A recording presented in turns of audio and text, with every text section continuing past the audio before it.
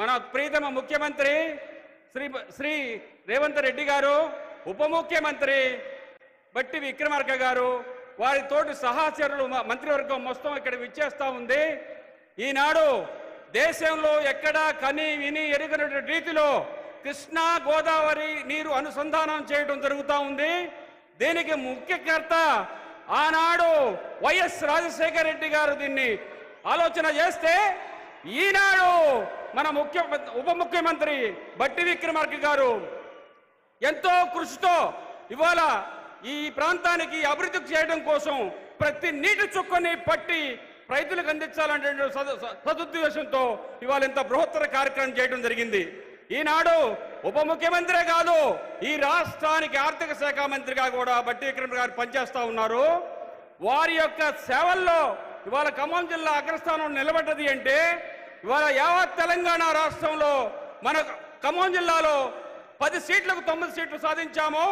అంతకుముందు 2 సార్లు కూడా 10కి 2 సీట్లు సాధించాము. దానికి గల ముఖ్య కారణం కాంగ్రెస్ పార్టీలో ఉన్నటువంటి ఐక్యత. ఈ ఐక్యతని ఇంతే కొనసాగించి రానున్న కాలంలో, రానున్న భవిష్యత్ కాలం కాంగ్రెస్ పార్టీ అధికారంలో తీసుకురావాల్సిన అవసరం రాష్ట్రంలో కాదు, దేశంలో కూడా ఉందని మీ అందరికి మనవి చేస్తా ఉన్నా. మళ్ళీ ఒక్కసారి గుర్తుపెట్టుకోండి, ఈ రాష్ట్రానికి దిక్సూసి లాంటిదే ఖమ్మం జిల్లా. ఈ ఖమ్మం జిల్లా ఇచ్చినటువంటి ఎమ్మెల్యేలతోనే ఇవాళ మనకి తెలంగాణ రాష్ట్రం ఏర్పడ్డది.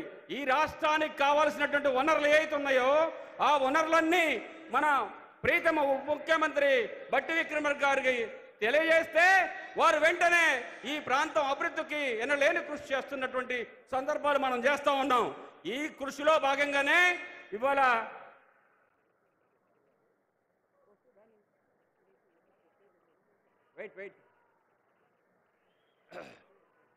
ఈరోజు ఈ 2 లక్షల రుణమాఫీ కార్యక్రమం కూడా మామూలు కార్యక్రమం కాదు. హరీష్ రావు ఆనాడు మొన్న ఒక కోత కూర్చావు, నేను రాజకీయ అస్త్ర సన్యాసం చేస్తా అని. చూడు ఇప్పుడు ఈ రోజు రాత్రి 12 గంటల లోపు మొత్తం రైతుల ఖాతాల్లో ప్రతి ఖాతాలో కూడా 2 లక్షల రుణమాఫీ జరగడం చూస్తుంది. కాబట్టి నీవు ఏమాత్రం ఆలోచన చేయగలిగితే, నువ్వే ఎమ్మెల్యే అయితే నువ్వు అన్న మాటకు నువ్వు కట్టుబడి వెంటనే నువ్వు రిజైన్ చేసి అస్త్ర సన్యాసం చేయవలసిందిగా నేను కోరుతా ఉన్నా ఈ సభాముఖంగా.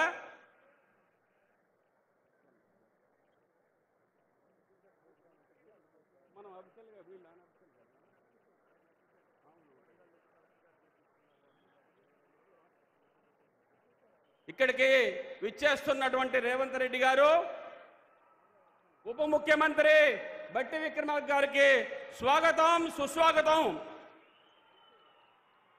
ఈ రకంగా హృదయజన నేత సభాస్థలికి వస్తున్నారు.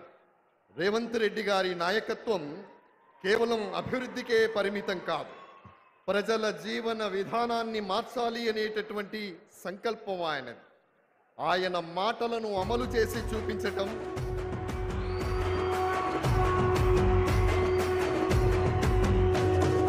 మూడు రంగుల జెండా బట్టి సింగమోలే కదిలినాడు ఒక్కరో కాంగ్రెస్ సూర్యుడు, మన రేవంత్ అన్న నిగ్గదీసి అడిగే మునగాడు, విడు భూమిన వానైతాడు.